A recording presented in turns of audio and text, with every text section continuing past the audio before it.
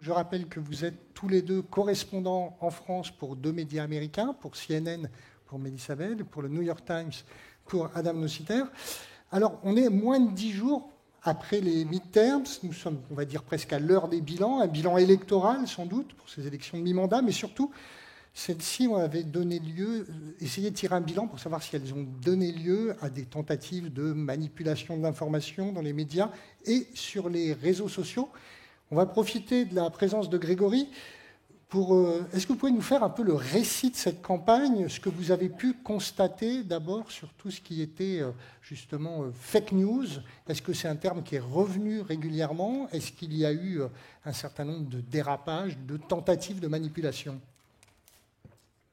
Oui, alors bien sûr, il faut d'abord préciser que ces midterms étaient vraiment très particulières parce qu'elles étaient faites pour juger, entre guillemets, les 2 premières années de Trump à la Maison-Blanche, donc gros enjeux, et puis une campagne vraiment très tendue avec des attaques très violentes des candidats contre les autres, Trump très impliqué. On a eu 2 épisodes, vous savez, les colis piégés envoyés un peu partout aux États-Unis, et puis l'attentat antisémite de Pittsburgh. Donc la fin de la campagne a véritablement été tendu, et au milieu de ça, effectivement, ce risque de manipulation. Tout le monde a en tête, évidemment, la présidentielle de 2016, et les autorités, notamment, redoutaient des tentatives d'interférence, éventuellement d'agents étrangers, ou via le biais de fake news. Donc tout ça a été effectivement surveillé d'extrêmement près. On a vu pas mal de fausses nouvelles disséminées, évidemment, sur les réseaux sociaux, même si Facebook, Twitter et YouTube notamment avaient essayé de mettre des pare-feux un peu partout. Et puis on a vu aussi un président très impliqué dans la campagne, utilisant parfois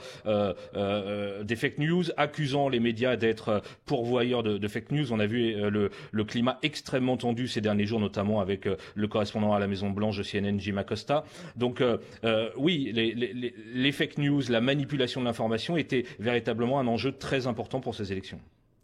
Melissa Bell, vous, vu de l'autre côté de l'Atlantique, vous étiez ici pendant les midterms, à moins que vous soyez allé aux États-Unis, mais non, vous êtes resté là, semble-t-il.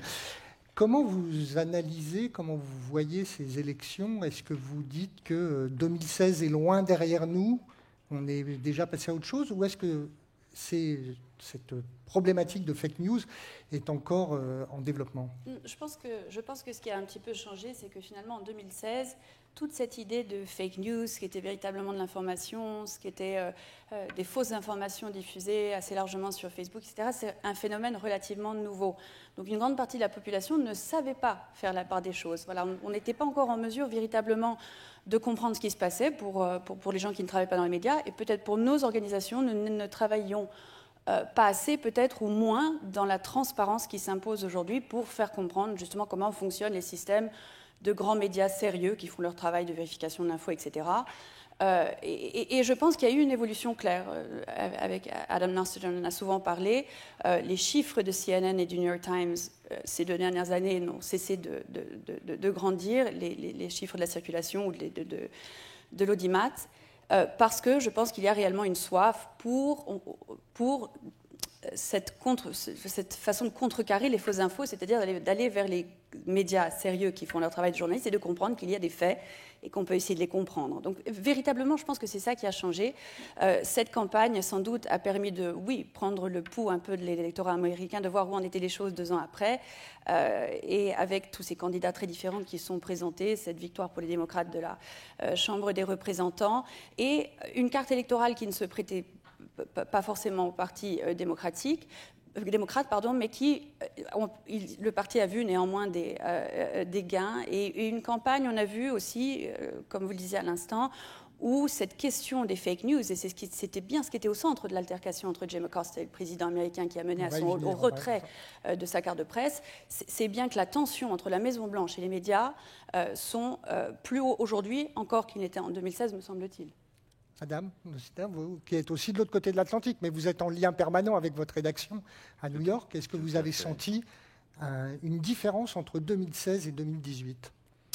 Oui, dans la mesure où, comme Melissa vient de dire, je crois que maintenant, après 2 ans de Donald Trump, il y a un vrai soif aux États-Unis pour les faits réels, pour la vraie news, pour la vraie actualité. Ça se traduit, par exemple, chez nous, dans un emballement sans précédent dans nos abonnements. On est à plus de 4 millions d'abonnés, 100 000 vues de pages par mois, 100 millions. 100 millions.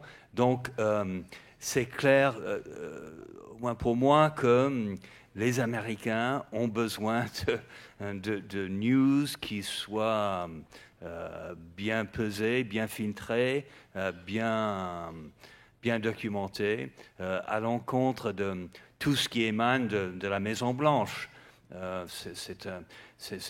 L'ironie pour moi, c'est que Donald Trump qualifie tout ce qui lui déplaît comme fake news, tandis que son gouvernement est bâti entièrement sur des mensonges. Tout ce qui émane de Donald Trump est un fake news, dans la mesure que c'est un mensonge. Quand il parle de vos médias, d'ailleurs, il parle souvent de fake news business, en parlant des médias de fake news business, comme si vous étiez des machines à produire forcément de la désinformation.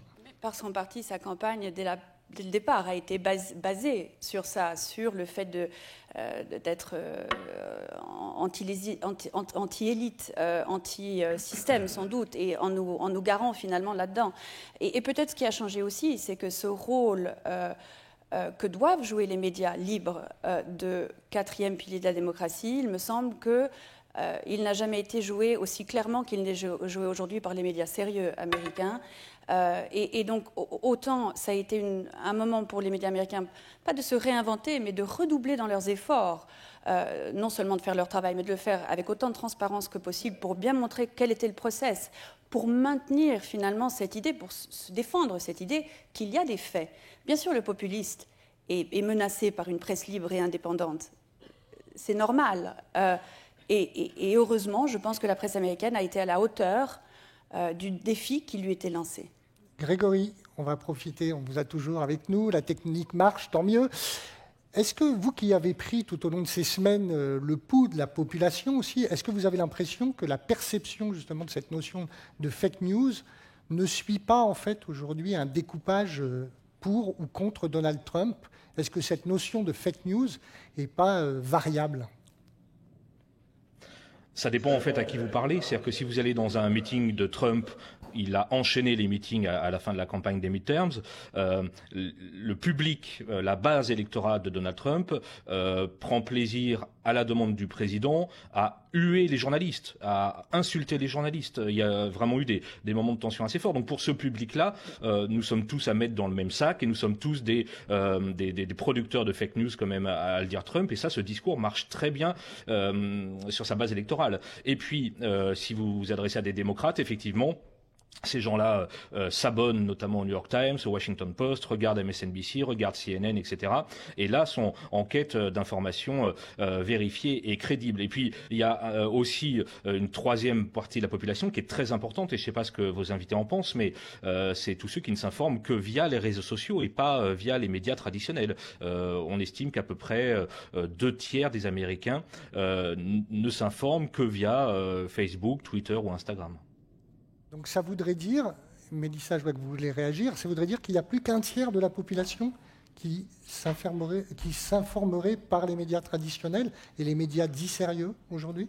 Juste pour revenir au premier point qui a été soulevé, depuis justement que nos journalistes, et c'est le cas des journalistes du New York Times, mais c'est le cas de ceux de CNN, quand on va couvrir ces grands meetings de Donald Trump, maintenant, les correspondants les équipes prennent non seulement de la sécurité, mais en plus sont obligés d'avoir avec eux une caméra en cas de litige, etc., qui filme toutes leurs interactions avec ces gens. Un peu comme la police aujourd'hui quand on intervient. Les interactions sont passionnantes. J'en regardais un l'autre jour où Jim Acosta, dont on parle beaucoup en ce moment, était derrière sa barrière entre deux directs, et une dame venait le voir en disant « Mais combien vous paye George Soros pour poser vos questions ?» Et il avait beau lui expliquer que ça n'est pas comme ça que ça fonctionne, elle n'y croirait pas. Donc, et pour revenir donc à ce deuxième point, c'est vrai qu'on en a souvent parlé aussi, je pense qu'il y a une partie de la population américaine, oui, qui est perdue pour nos médias.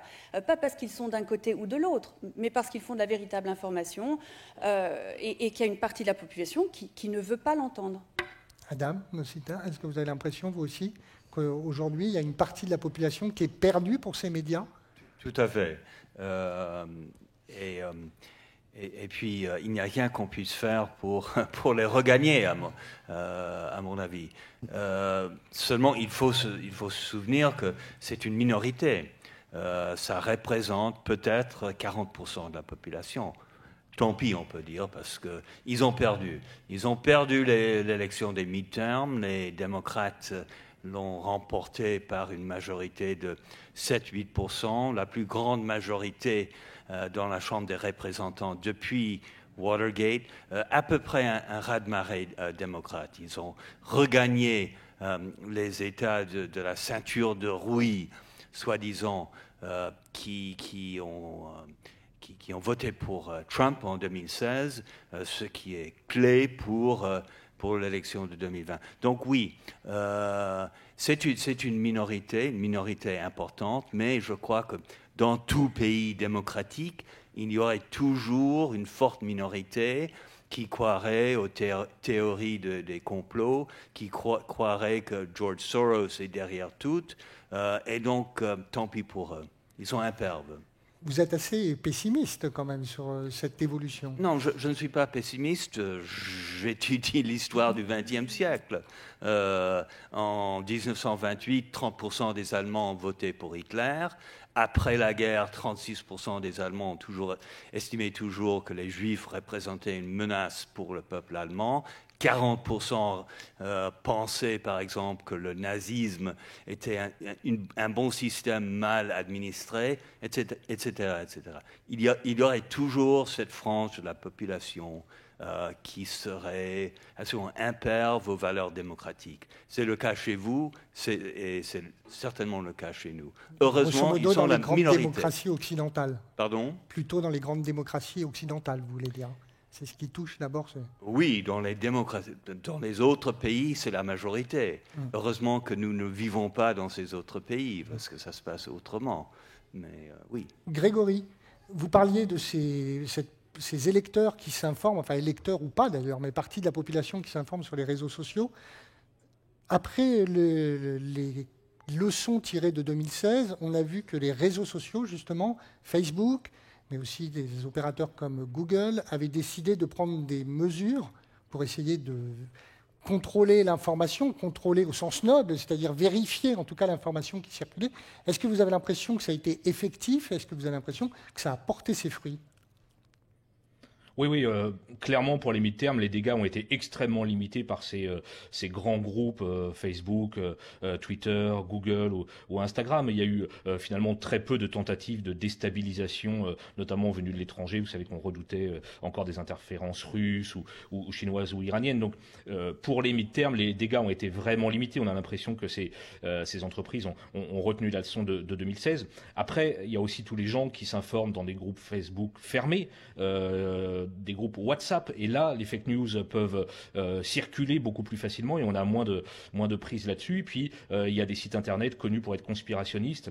Je pense à Infowars, par exemple, qui est un site d'extrême droite, conspirationniste, qui arrive à diffuser ces informations et parfois ces informations fausses. Il y a le réseau Gab, dont on a parlé aussi, réseau utilisé par les militants d'extrême droite pour échanger entre eux. Donc il y a aussi des moyens de contourner, et malheureusement, sur ces sites-là ou sur les groupes fermés, on a très peu de prise. Et là, vous pouvez avoir des informations qui circulent et qui racontent à peu près tout et n'importe quoi. Mélissa, Belle, est-ce que vous avez l'impression, vous, que ces réseaux sociaux aujourd'hui, enfin en 2018, ont été plus neutres, modérés, en tout cas modérés même par les opérateurs eux-mêmes? En tout cas, ce qui a changé depuis 2016, c'est que c'est devenu une question. C'est-à-dire que ces grands groupes qui ne s'occupaient pas ou peu, parce qu'encore une fois, c'était très nouveau comme phénomène, essaient de faire ce qu'ils peuvent pour faire en sorte que leur contenu soit clair, finalement, dans ce qu'il est. Et encore une fois, je pense qu'il y a une prise de conscience. Je pense que la plupart des gens ne sont pas idiots. Et quand on leur explique comment fonctionne la collecte d'informations et sa diffusion pour un grand groupe sérieux, et que ce soit un journal ou un site ou une télévision, quand les gens comprennent quels sont ces systèmes, souvent très laborieux, pénibles du point de vue du journalisme, mais nécessaires, ils commencent à faire la part des choses. Peut-être que on s'est mieux exprimé depuis 2 ans, on a expliqué comment on travaillait, les grands groupes Internet ont essayé eux-mêmes de gérer un petit peu mieux leur contenu et l'accès à cette diffusion, et sans doute, je pense qu'en 2018, on est en tout cas dans le public plus large, plus conscient de ce qui se passe et de comment les choses fonctionnent, me semble-t-il. Mais je suis plutôt optimiste. Adam, est-ce que vous avez l'impression que c'était mieux contrôlé, mieux vérifié en tout cas? Oui, je crois que le facteur majeur, c'est que les gens sont un peu plus sceptiques envers ce qu'ils lisent sur l'Internet, sur les réseaux sociaux. Et c'est cela qui a joué dans les midterms qui viennent d'avoir lieu. Pour moi, cette élection-là est une réaffirmation de la démocratie. La grande majorité des Américains ont soutenu les institutions démocratiques en face d'un président, d'un gouvernement qui, d'une manière quotidienne, affiche son mépris pour les mêmes institutions. La majorité des Américains ont dit non. Nous soutenons les contre-pouvoirs, nous soutenons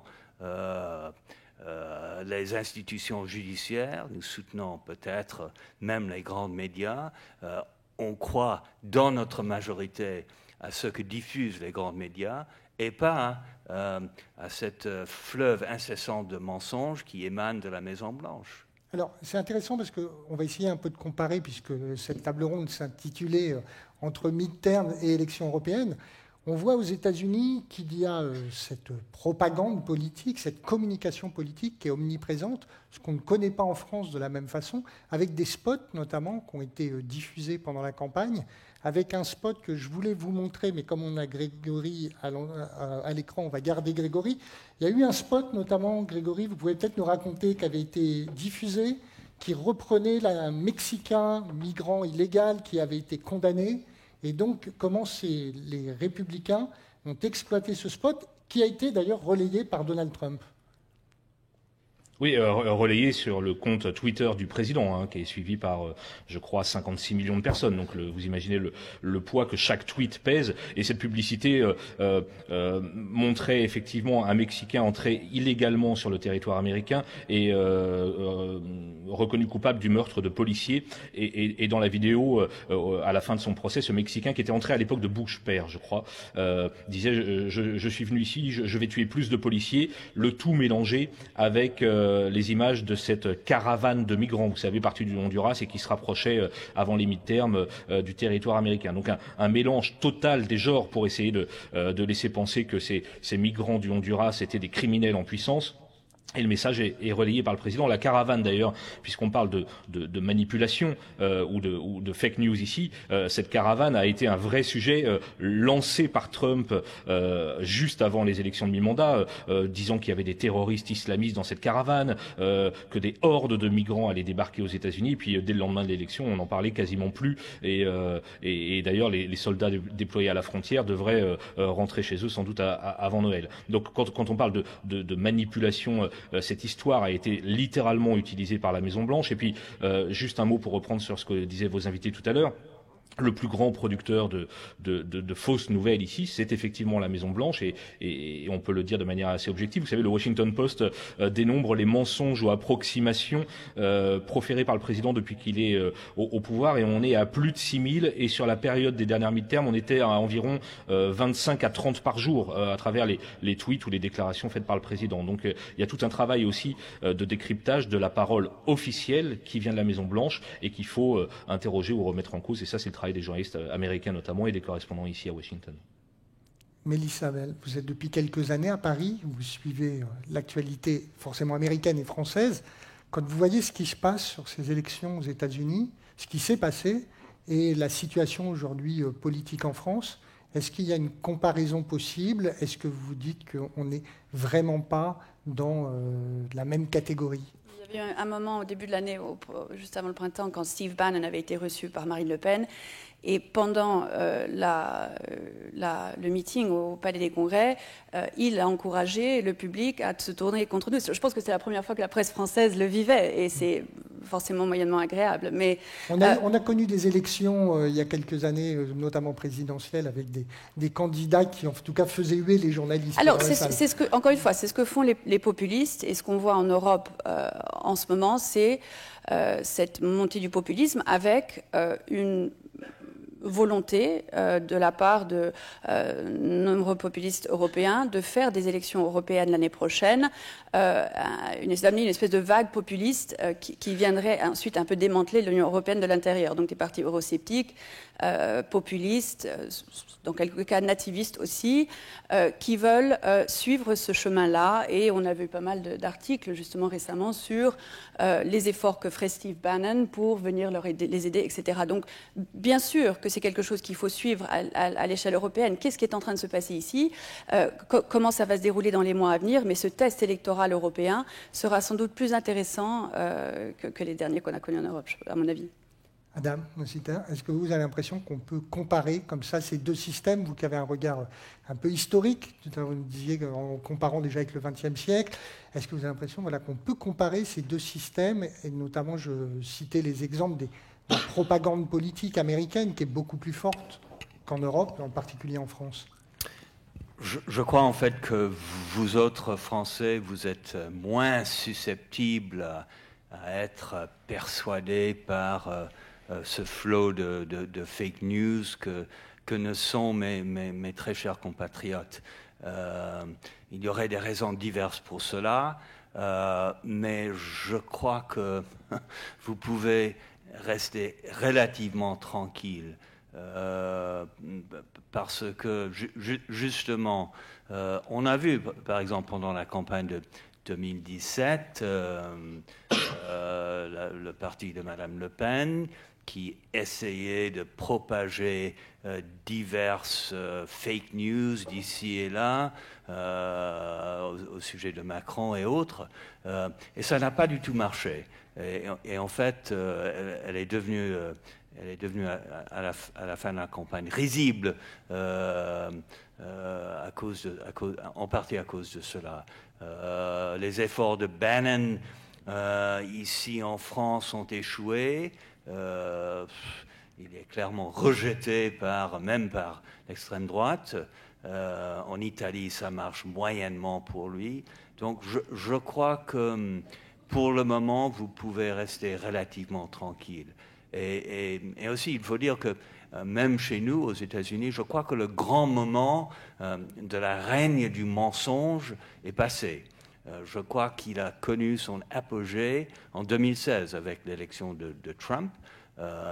Maintenant, même beaucoup de ses anciens électeurs ont perçu, ont vu qu'il y a très peu de choses derrière ce qu'il dit, que l'empereur est nu. Et donc oui, je crois que ce phénomène est en passe de s'essouffler.